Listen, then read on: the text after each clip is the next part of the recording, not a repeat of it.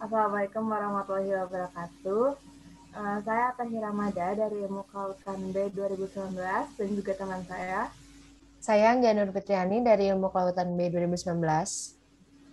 Nah, kita buat video ini untuk memenuhi tugas UTS dari mata kuliah meteorologi dan klimatologi. Di video ini kita mau buat apa sih, Anggia? Di sini kita akan ngejelasin glosarium dari meteorologi dan klimatologi. Kalau aku ngejelasin dari abjad A sampai M dan Ata, Aku kebagian dari abjad N sampai Z. Boleh deh, Anggia, langsung aja dijelasin apa aja istilah dalam meteklin ini dari abjad A sampai M. oke, di sini aku mulai ya. Pertama, aku akan ngejelasin dari abjad A. Yang pertama ada ablasi. Ablasi adalah proses menghilangkan bentuk es atau salju dari permukaan gletser dengan sublimasi pencairan, penguapan, atau ketiganya. Kemudian ada aerograf. Aerograf adalah alat perekam yang dinaikkan ke atmosfer untuk merekam besaran unsur-unsur meteorologi pada tiap lapisan atmosfer. Kemudian yang ketiga, ada aktinometer, adalah alat pengukur intensitas radiasi surya langsung, disebut juga perheliometer. Kemudian untuk abjad B, yang pertama ada balometer. Balometer adalah alat pengukur intensitas energi radiasi. Kemudian yang kedua ada barometermograf, adalah alat pengukur tekanan dan suhu udara yang dapat merekam atau mencatat sendiri, terdiri dari barograf dan termograf yang disatukan. Kemudian yang ketiga ada bioklimatologi, adalah cabang klimatologi yang mempelajari hubungan iklim dengan makhluk hidup, terutama pengaruhnya terhadap kesehatan dan kegiatan manusia, hewan, dan tumbuh-tumbuhan. Untuk abjad C, yang pertama ada cadarawan, adalah hamparan awan tipis tembus cahaya yang masih memungkinkan matahari atau bulan dapat terlihat. Yang kedua ada curahan, di mana pengertiannya adalah hidrometeor yang terdiri dari kumpulan partikel air dalam bentuk cair atau padat yang jatuh dari awan atau kelompok awan dan mencapai permukaan bumi. Yang ketiga ada celah fon, celah yang timbul akibat awan yang terbentuk di dalam arus udara naik yang lenyap setelah mencapai lapisan udara di atas gunung.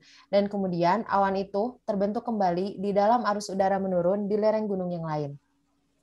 Untuk abjad D, yang pertama ada devegram.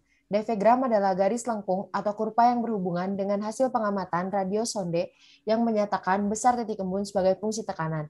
Kemudian yang kedua ada distrometer, adalah alat yang digunakan untuk menangkap butir-butir hidrometer cair dan untuk mengamati besar serta distribusi garis tengah butiran itu. Kemudian yang ketiga ada dinding debu, adalah bagian muka badai debu atau badai pasir yang tampak seperti dinding yang sangat tinggi dan biasanya bergerak dengan cepat. Kemudian untuk abjad E, yang pertama ada eksosfer, adalah daerah di luar atmosfer dengan ketinggian kurang lebih 500 km. Di dalam daerah ini, benda-benda yang sangat ringan akan tertempat keluar angkasa. Kemudian yang kedua ada elevasi, adalah jarak vertikal suatu titik atau suatu permukaan pada atau yang ditambahkan pada permukaan bumi dihitung dari permukaan laut rata-rata. Kemudian yang ketiga ada emanometer, adalah alat pengukur konsentrasi radar di dalam atmosfer. Untuk abjad F, yang pertama ada flokus. Flokus adalah spesies awan yang tiap bagiannya berupa berkas kecil yang tampak seperti awan kumulus dengan bagian bawahnya kasar dan sering disertai virga. Istilah ini digunakan bagi jenis awan cirrus, cirrocumulus, dan altocumulus. Kemudian yang kedua ada fatamorgana, adalah bayangan yang timbul karena peristiwa pembiasan dalam udara. Kemudian yang ketiga ada praktus, adalah awan yang bentuknya tidak teratur dengan bentuk pecahan-pecahan yang tampak jelas di sana-sini. Istilah ini hanya digunakan untuk penggolongan spesies awan stratus dan awan cumulus. Kemudian abjad G, yang pertama ada gejala difraksi, adalah gejala yang timbul dalam bayangan geometrik yang disebabkan oleh suatu benda rintangan karena kelokan sejumlah sinar yang mengenai benda rintangan itu. Kemudian yang kedua ada gradien geotermal, adalah laju perubahan suhu di dalam tanah dan karang pada tiap satuan jarak ke arah vertikal ke dalam tanah atau bumi. Kemudian yang ketiga ada geotermometer, adalah alat pengukur suhu tanah pada berbagai kedalaman. Kemudian untuk abjad H, yang pertama ada heliograf, adalah alat perekam penyinaran matahari yang merekam lamanya penyinaran matahari dan memberikan ukuran jumlah penyinaran secara kualitatif yang dihasilkan oleh perekam itu. Kemudian yang kedua ada hidrologi, adalah ilmu yang mempelajari masalah air pada permukaan bumi, terutama yang berhubungan dengan akibat dan pengaruh air hujan serta penguapannya terhadap kejadian dan sifat air di sungai, danau, dan air tanah. Kemudian yang ketiga ada hidrometeorologi, adalah cabang meteorologi yang berhubungan dengan penggunaannya di dalam hidrologi. Misalnya dengan masalah banjir, hidroelektrik, irigasi, dan masalah sumber tenaga air. Kemudian huruf abjad I, yang pertama ada isoterm, yaitu garis yang menghubungkan tempat yang sama dengan suhu udaranya. Kemudian indeks S adalah angka yang menunjukkan intensitas pembekuan yang mungkin terjadi untuk suatu kondisi meteorologi tertentu. Kemudian yang ketiga ada insolasi, adalah jumlah radiasi matahari langsung tiap tahun di mana luas pada bidang mendatar. Selanjutnya, abjad J, yaitu jaringan meteorologi, adalah jumlah satuan pengamat yang terbesar di suatu wilayah. Yang kedua ada jejak turas, adalah jejak kondensasi yang terbentuk karena pendinginan akibat pelepasan gas dari perubahan yang mengandung banyak uap air. Yang ketiga, jalur konvergensi antar tropik atau jalur pertemuan antara angin pasat belahan bumi utara dan angin pasat belahan bumi selatan. Selanjutnya, abjad K, yang pertama ada kata front, adalah garis pemotong antara permukaan pemisah dua macam massa udara dan permukaan lain atau permukaan bumi. Yang kedua ada corona, adalah gejala berbentuk lingkaran satu atau lebih yang terdapat di sekeliling bulatan-bulatan atau matahari. Yang ketiga ada kontur, adalah garis tempat kedudukan titik-titik yang sama ketinggian geopotensialnya pada suatu permukaan tekanan. Kemudian abjad L yang pertama adalah lacunosus, adalah varietas awan yang ditandai dengan adanya ruang atau lubang-lubang yang terdapat di bagian bawahnya. Bentuk ini terdapat pada awan cirrocumulus atau cumulus dan dapat pula pada awan stratocumulus, meskipun hal ini sangat jarang terjadi. Kemudian yang kedua ada litometeor, merupakan partikel-partikel kering yang terdapat di dalam atmosfer, misalnya debu dan asap. Kemudian leticularis adalah awan yang mempunyai permukaan halus berbentuk seperti lensa cembung. Bentuk ini sering terlihat pada awan-awan cirrocumulus atau cumulus dan cirrocumulus. Kemudian abjad M, yang pertama ada makrometeorologi, yaitu cabang meteorologi yang mempelajari meteorologi dalam skala besar, biasanya menyangkut daerah geografi yang luas, misalnya benua atau seluruh permukaan bumi. Yang kedua ada mesopaus, adalah puncak atmosfer yang tingginya antara 50 hingga 80 km hingga 85 km. Dan yang terakhir ada munson, yaitu angin dari sistem peredaran umum atmosfer yang dari musim mempunyai arah yang berlawanan dan bersifat selalu sama. Nah, berdasarkan penjelasan tadi, itu merupakan glosarium dari meteorologi dan klimatologi dari abjad A sampai M. Kemudian sekarang akan dilanjutkan oleh teman saya yang bernama Atta. Untuk Atta dipersilahkan. Dari abjad A sampai M aja udah banyak banget ya istilah-istilah dalam lingkup meteorologi dan klimatologi yang baru kita ketahui.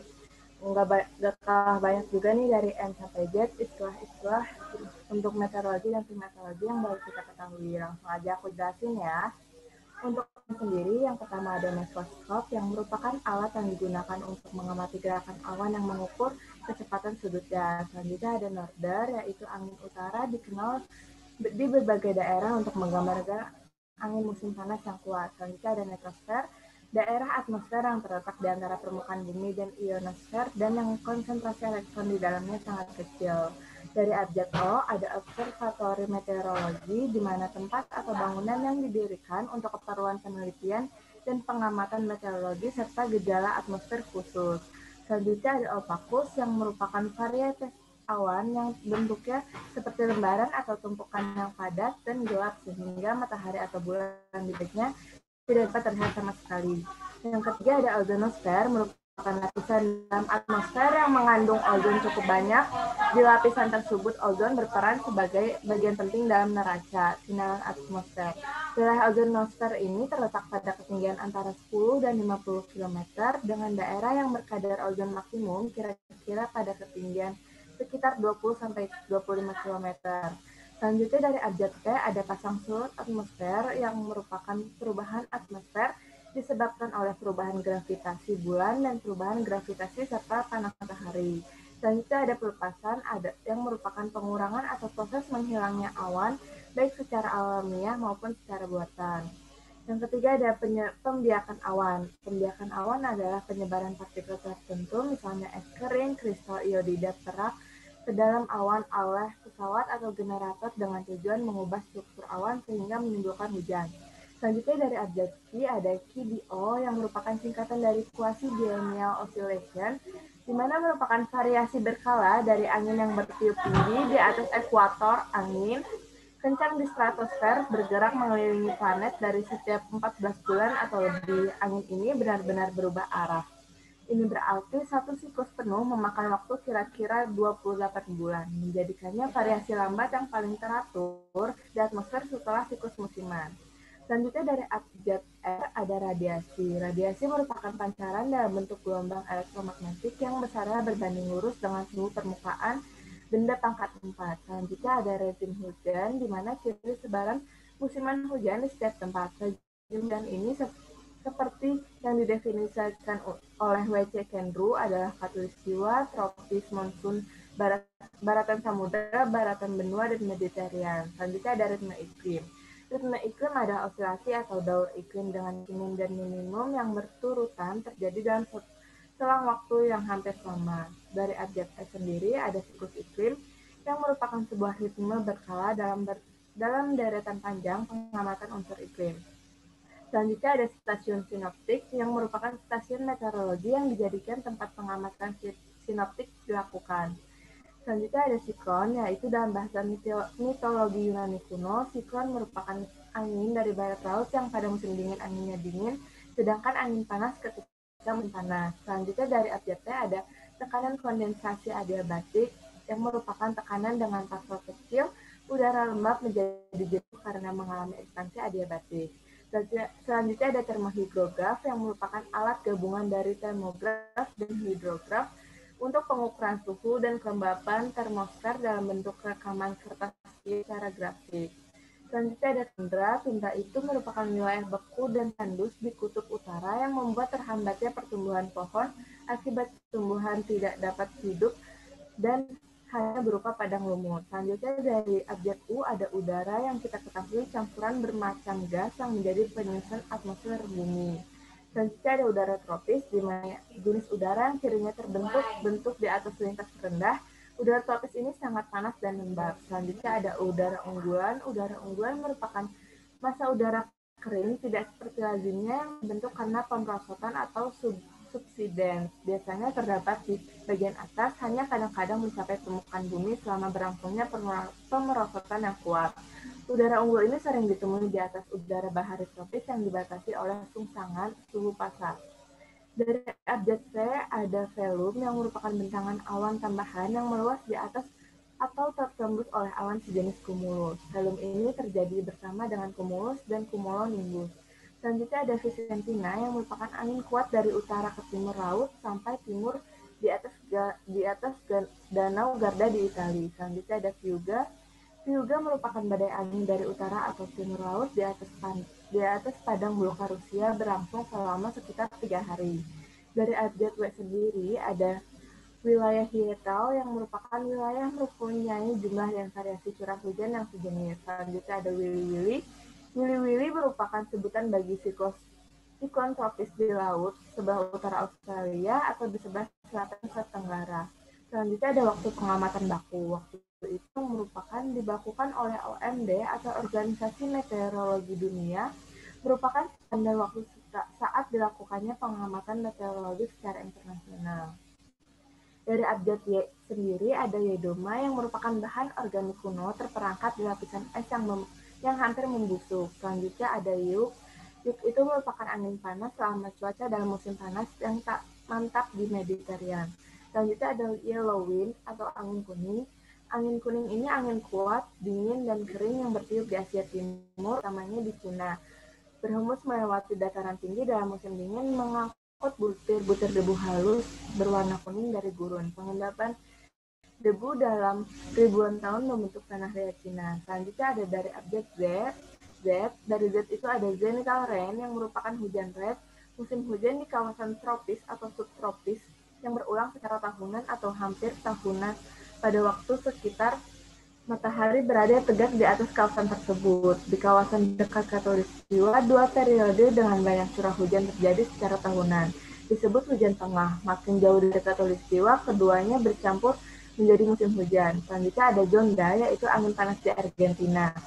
Selanjutnya ada zona konvergensi yang merupakan wilayah di atmosfer di mana dua aliran yang ada bertemu dan berinteraksi. Biasanya menghasilkan kondisi cuaca yang berawan hingga hujan. Nah, itu aja dari update N sampai Z. Untuk kalian yang paham tadi gak disebut update X, karena update X sendiri dalam istilah meteorologi dan klimatologi ini tidak ada. Sekian aja dari kami. Mohon maaf bila ada kesalahan, juga sekedar info bahwa yang dijelasin dari kami itu merupakan sebagian kecil dari Glosarium Meteorologi Klimatologi, dan buat kalian yang masih penasaran dan masih pengen dapat wawasan yang lebih tentang Glosarium Meteorologi Klimatologi bisa dicari lebih lanjut.